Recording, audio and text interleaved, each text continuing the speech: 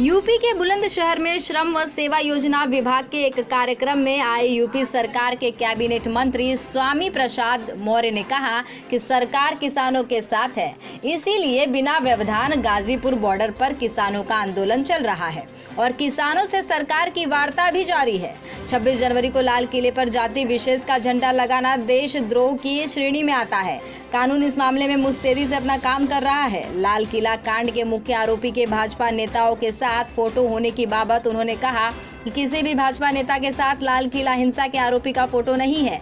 भाजपा के एक सांसद का आरोपी ने चुनाव प्रचार किया था। इस संबंध में सांसद साफ कर चुके हैं कि उनका उससे कोई नाता नहीं है।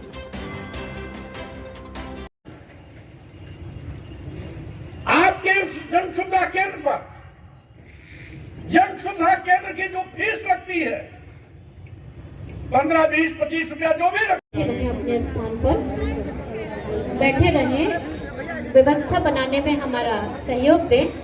अगर आप लोग उठ गए और इस तरह से करेंगे तो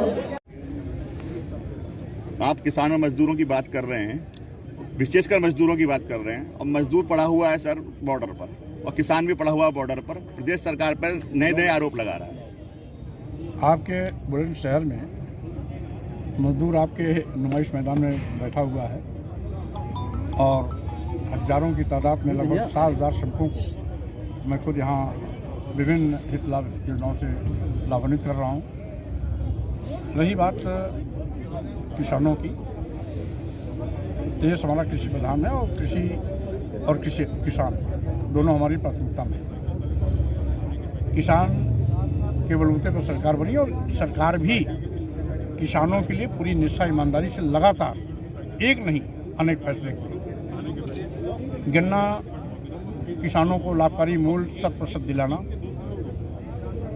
किसानों का ऋण माफ करना, न्यूनतम समर्थन मूल्य निरंतर प्रतिवर्ष घोषित करना, क्रय केंद्रों के माध्यम से रबी और खरीफ की फसलों का खरीद कर लाभकारी मूल्य दिलाना, नीम कोटेड यूरिया देना, पर्याप्त ये क्रय केंद्रों ये आपके सहकारी समितियों पर या दुकानों पर पर्याप्त खाद उपलब्ध होना। पूर्ववर्ती सरकारें किसानों को खाद देने के नाम पर लाठियां बरसाती थी और साथ ही साथ हफ्तों लाइन लगानी पड़ती थी। आज कृषि बिल मैं आ रहा हूँ, उस पर भी आ रहा हूँ। और साथ ही साथ किसानों को सम्मान निधि के माध्यम से हर चौथे महीने 18,000 करोड़ रुपए की आर्थिक सहायता हर चौथे महीने देना। और इसी के साथ ही साथ माननीय प्रधानमंत्री जी ने किसानों को जहां पर सभी प्रकार की सुविधा लगातार देते चले जा रहे हैं, वहीं पर लाभकारी मूल्य दिलाने के लिए उन्होंने नई कृषि नीति 2020 लाई। उस पर कुछ किसानों को इतराज़ है, तो उस पर भी हमारा केंद्रीय नेतृत्व लगातार वार्ता के माध्यम से सुलझाने में लगा हुआ है। इसलिए किसानों की चिंता हम शुरू से करते रहे हैं, आज भी कर रहे हैं और यही कारण है कि वार्ता जारी है। सर 26 जनवरी के घटना के बाद में 27 तारीख को ये पूरा जो आंदोलन है ख़त्म होने की कगार पे था। वहाँ हैवी डिप्लॉयमेंट कर दिया गया पुलिस का और उसके बाद में आपके जो किसानों का आरोप है वहाँ आपके लोनी के विधायक पहुँच गए कुछ लोगों के साथ। उसके बाद में हालात बिगड़ गए। क्या ये अधिकारियों की नाकामी है या आपके नेता का नासमझी है? दो चीज़ें ऐसे इसको किस नज़रिए से आप देखते हैं? मैं केवल इतना ही कहना चाहता हूँ, हमारी सरकार की पूरी हमदर्दी किसानों के साथ है, इसलिए वार्ता अभी भी जारी है। एक चीज़। दूसरी चीज़, 26 जनवरी को जो कुछ भी हुआ लाल किले पर एक वर्ग जाति विशेष का झंडा लहराना, वो देशद्रोह की श्रेणी में आता है। उसके खिलाफ कठोर से कठोरतम कार्रवाई होगी। और किसान आंदोलन था, अभी भी है और ये चल रहा है।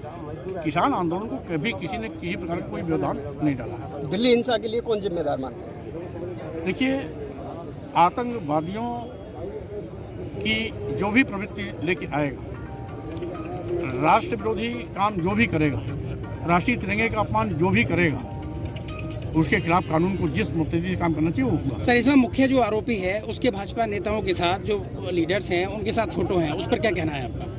देखिए, किसी भाजपा नेता के साथ नहीं है। एक हमारे सांसद जी हैं, उन्होंने इसका खंडन किया कि चुनाव टाइम में हमारे साथ जरूर थे, लेकिन चुनाव के बाद हमारा इनका कोई संबंध नहीं रह गया है। इसलिए फोटो तो कभी कोई किसी के साथ खिंचवा सकता है, लेकिन सर यही पर तमाम लोग हैं। अब सबके चेहरे पे लिखा नहीं है कौन इसमें ईमानदार है, कौन बेईमान है, कौन अपराधी है, कौन अपराधी नहीं है। तो फोटो तो कहीं किसी का हो सकता है। फोटो होना कोई प्रमाण पत्र नहीं है किसी बात को जस्टिफाई करने का। सर, मुख्य आरोपी की गिरफ्तारी ना होना और 37 नेताओं के खिलाफ समन की कार्रवाई हो रहा और उनका लुकआउट नोटिस जारी होना, इतनी बड़ी कार्रवाई, मतलब ये क्या सरकार क्या कर रही है सर? जो मतलब किसान नेताओं पर लुकआउट नोटिस जारी कर रहे हो, जो भी कानून तोड़ेगा, देशद्रोह का कार्य करेगा, वो अपनी गिरफ्तारी के लिए सामान्य रूप से बैठा नहीं होगा, लेकिन फिर भी वो कहीं भी छिपे कानून उसको ढूंढ के लाएगा। माननीय मंत्री जी, इस कार्य प्रोग्राम में भी जिसमें आप मुख्य अतिथि हैं, इसमें बहुत सारे श्रमिक हमें मिले हैं और 4-4 साल से विभाग के चक्कर काट रहे हैं। उनको एक भी योजना का लाभ नहीं मिला। उन्हें ना बच्ची की शादी का मिला, ना साइकिल का मिला। उनके बच्चे भी पढ़ रहे हैं। इसीलिए मैं आया हूँ कि विस्तार से सबको, एक तो जानकारी के अभाव में लोग लाभ ले भी नहीं पाते, दूसरी चीज श्रमिक का ज़्यादा से ज़्यादा पंजीयन हो। ये मेरा अभियान चल रहा है और इसके अभियान का नतीजा भी आया है कि 2009 में उत्तर प्रदेश भवन एवं अन्य निर्माण कर्मकार कल्याण बोर्ड का गठन हुआ, जहां से इनकी योजनाओं के संचालित किया जाता है। 2009 से लेकर 2017 तक, यानी लगभग 10 साल के अंदर कुल 34 लाख श्रमिकों का पंजीयन था। हमने मात्र 4 साल में उस 34 लाख को बढ़ा करके आज 75 लाख पहुंचा दिया है। और जिस स्पीड में मैं ले जा रहा हूं, इसको एक साल के अंत होते होते मैं 1 करोड़ तक ले जाऊंगा। तो यानी 3-4 गुना से भी ज़्यादा मैं आंकड़े को ले जा रहा हूं। इसका मतलब है जो हमारा अभियान रहा है वो सार्थक हो रहा है। बड़े पैमाने पर श्रमिक जुड़ रहे हैं। आज भी 7,000 श्रमिक यहाँ पर लाभान्वित हुए हैं और यही अभियान मेरा निरंतर पूरे प्रदेश में चल रहा है, केवल बुलंदशहर में नहीं। सबका साथ, सबका विकास, सबका विश्वास और सबका सम्मान को ध्यान में रखते हुए हर श्रमिक तक जो भी उसका पात्र होगा उस लाभार्थी को उसका लाभ दिया जाए।